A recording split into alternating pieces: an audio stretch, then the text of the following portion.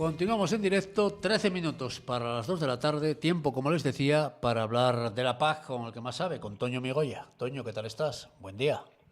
Buenos días, Rafa. ¿Cómo va todo? Muy bien, todo muy Bueno, bien. pues eso es importante, eso es importante. Si no entramos en detalle, como se suele decir, todo bien. Bueno, con que no me digas Y, que estamos en la mejor Asturias como Barbón, ya me conformo. no. Bueno, Por supuesto que no te voy a decir que estamos en la mejor Asturias.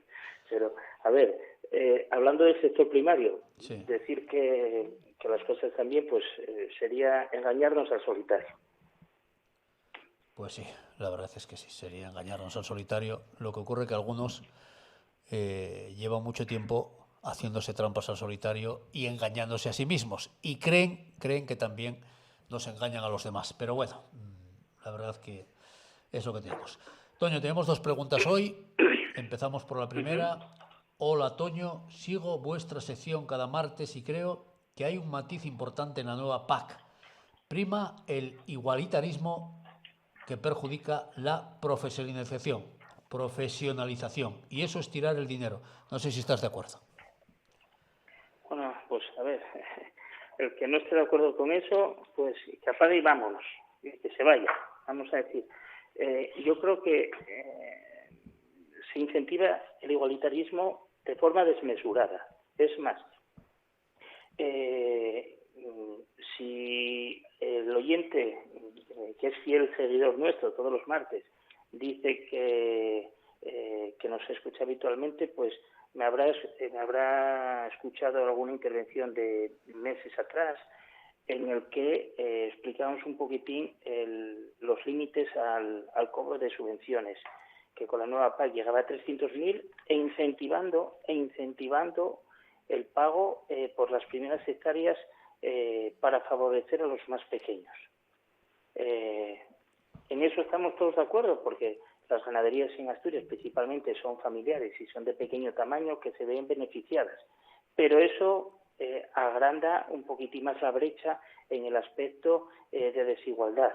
¿En qué me refiero con eso?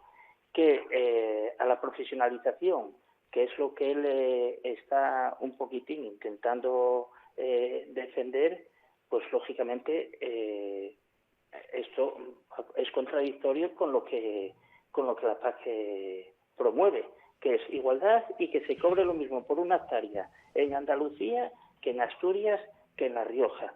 Y son hectáreas totalmente distintas, porque no tiene nada que ver una hectárea nuestra de pradera con una hectárea de olivar en Jaén o una hectárea de viñedos en Cataluña o en La Rioja.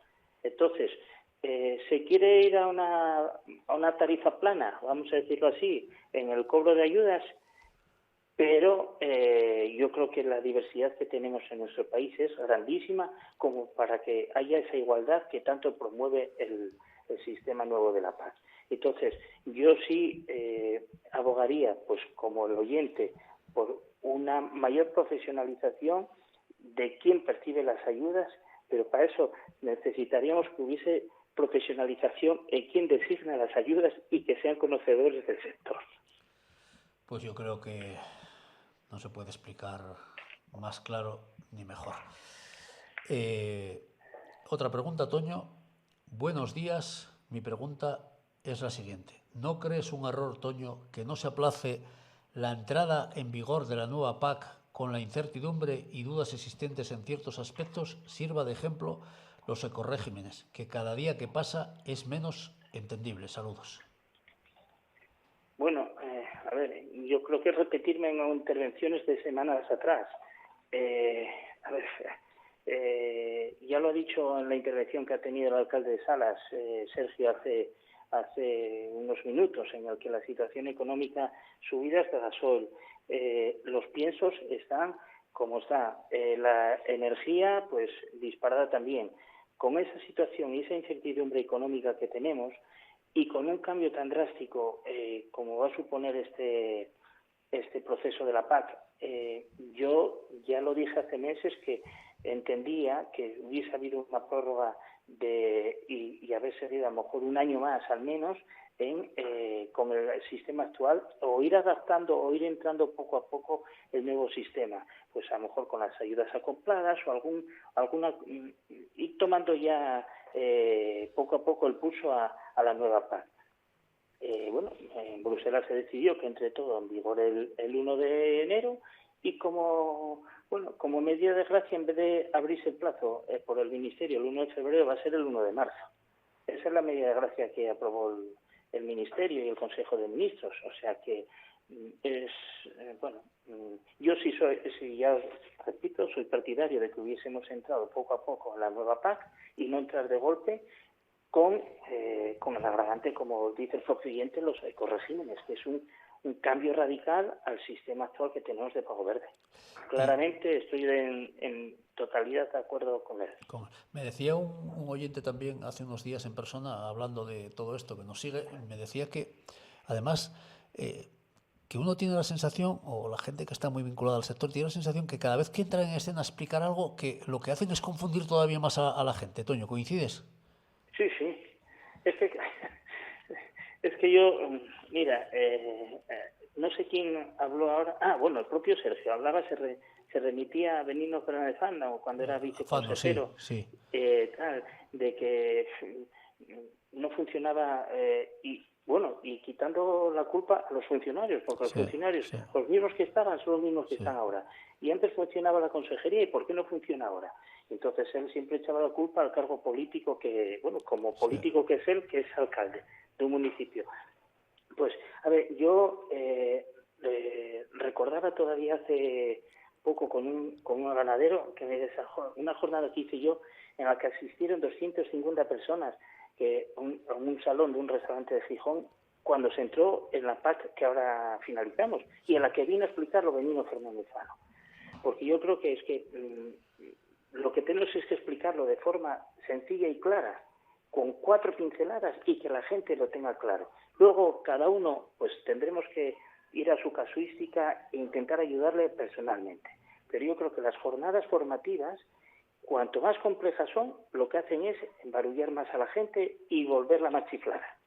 Pues sí. O sea que yo coincido con él totalmente. Entonces, eso es lo que hay. Pero bueno, es que se quiere muchas veces hablar tan técnicamente y yo creo que nunca nadie se pone, por parte de la administración, en el pellejo de quien está escuchando y hablarle con su terminología, que ese es el problema. Hombre, yo creo... Si yo no discuto que los técnicos son técnicos y saben mucho, pero mira, yo escuché muchísimas veces al doctor Bouchardet, que tú que eres seguidor de este sector desde hace muchos años, es una persona ilustre en nuestro país, y yo le he oído tantas veces y en foros tan distintos que habla de una forma muy distinta cuando habla con ganaderos a cuando habla en la Facultad de Veterinaria en Lugo y habla para veterinarios. Claro, es que entonces, tienes que saber a quién te diriges, claro. Efectivamente, claro. Ese es el problema. Ese es el caballo de batalla. Bueno, así estamos.